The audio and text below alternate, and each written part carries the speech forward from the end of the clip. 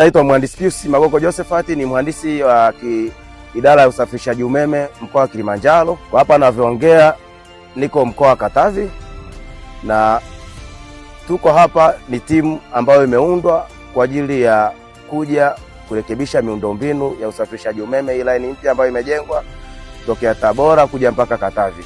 Kwa hiyo tumekuwepo hapa na tumefanya kazi nyingi sana. Tulianza na kazi ya ukaguzi kwenye hii line. Baada ya hapo tukaanza kurekebisha vile vyote ambavyo tuliviona haviko sawa. Moja wapo ya shughuli ambazo tumekuwa nazo pamoja na kupanua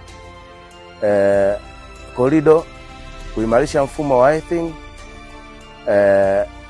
kukata miti ambayo ilikuwa mirefu, kuondoa vichuguu virefu, pamoja na kukaza viungio vya waya ambayo vilikuwa vimeungwa ili kusudi kuimarisha ufanisi wa kazi hii na utendaji kazi wa line hii.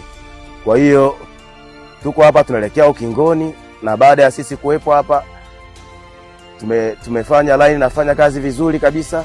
Haijatoka tangu tufanye marekebisho hayo, na mpaka sasa imani yetu mpaka tunamaliza basi wananchi wa mkoa wa Katavi watakuwa wanapata umeme ambayo ni imara zaidi. Na pia tunashukuru viongozi wetu wa shirika, mkurugenzi wetu mkuu mtendaji pamoja na viongozi wa idara yetu ya usafirishaji umeme walitunulia vifaa vya teknolojia ya juu ambavyo vitasaidia kwa ajili ya ukaguzi. Vifaa vyenyewe ni drones.